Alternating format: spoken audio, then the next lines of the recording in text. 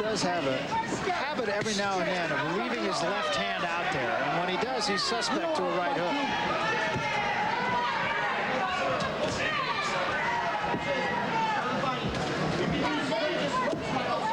He's going to run all right.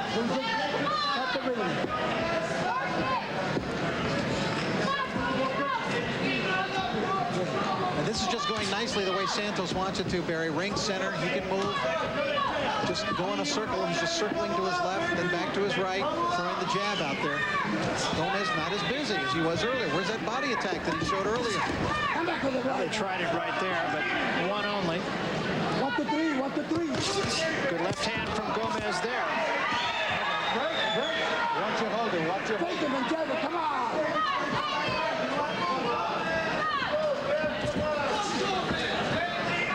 Make it move, make it move, make it move. But again, Santos keeping Gomez largely in the middle of the ring. And that's exactly where he wants him as we approach the 10-second mark. Very low that time. We'll jump off the track. Round 7 winds down. Good round for Santos. We'll be back. Set to go to round number 8. Santos in the white trunks, Gomez in the black, and Gomez really getting an earful from Jimmy Montoya between rounds, Rich. Yeah, he needs him to be busier and not just follow around. He wants him to be busier, throw more punches, let those hands go. I thought that Gomez had a pretty good last 30 seconds of that round, but I don't think it was enough for him to win. Come on, get him back.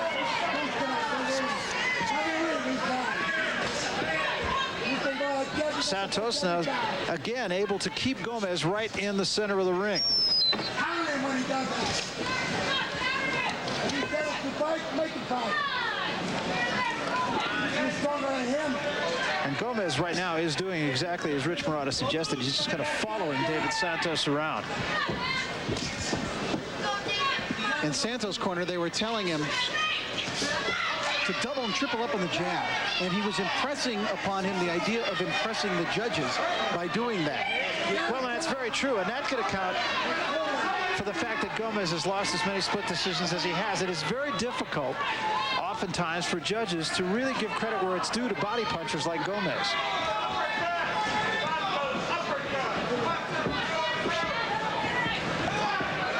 Much as it's difficult for counterpunchers to win fights. Now, that's not the case, of course, here, but... Don't throw yourself. Walk him. Walk him. Walk like a man. Walk like a man.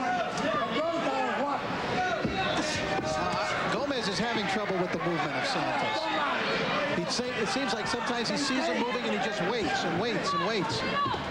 He's got to let those hands go, even if they're to the body. He's got to throw something on the way in. Then when he does get there, he's had a tendency in the last couple rounds to lunge. Took 2 shots, gave 1.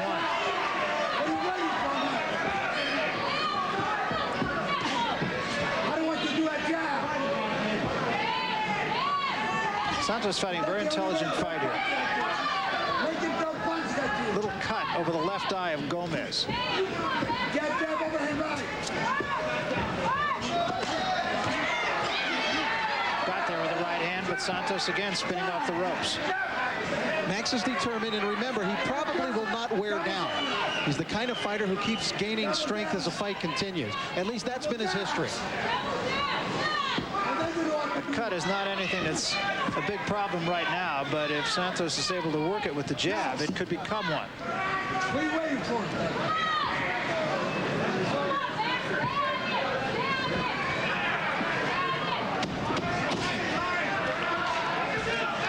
Coming to the end of round number 8, and another good round for Santos, who's establishing a tempo.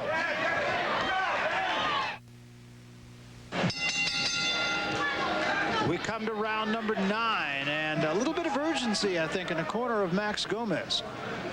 Yeah, they were really urging him on, in fact, in the corner. And I thought Max looked a little discouraged. He put his head down once for about 20 seconds, just held it down, and he was getting a talking to not only from Jimmy Montoya, but from his wife, Carmelita, trying to urge him. And even she was saying, get on him, Max. You've got to get on him. Carmelita's point is well taken. Much much of that was much ado about nothing. I thought that Santos almost just allowed him to do that. Yeah, you really had that feeling. He was laying in there. Caught everything on the elbows and on the gloves.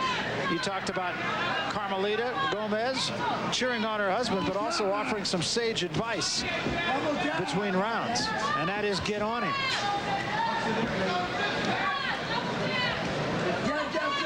Right hand.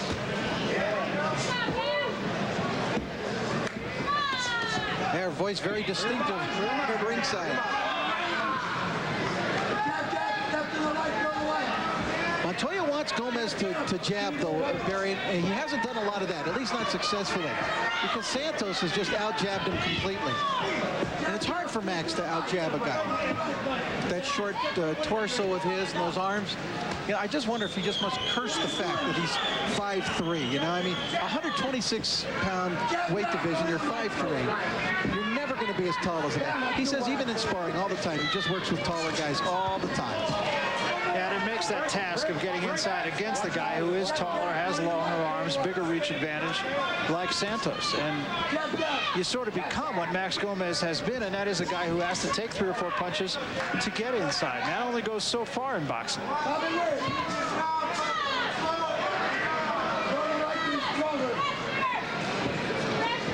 Get inside, you're too far. You really sense, though, that David Santos, Rich, has established the tempo of the fight now. Right. Exactly. He got the style of the fight going the way that he wanted, which is outside, self-utilizing movement, and he circles for both sides, right and left. That cut, incidentally, is not reopened. It is not anything that resembles a factor in this fight.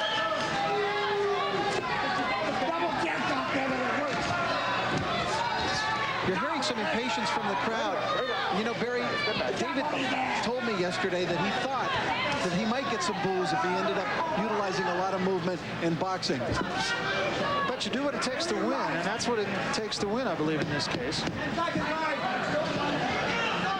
As we head to the end of round number 9, and again, it is Santos who is now dictating this fight. Fight time on Fox. We're in Albuquerque. Barry Tompkins with Rich Murata. This is our main event. We go to round number 10, scheduled for 12. David Santos in the white trunks, Max Gomez in the black. And it has been a fight now that is very much David Santos' fight to win or lose.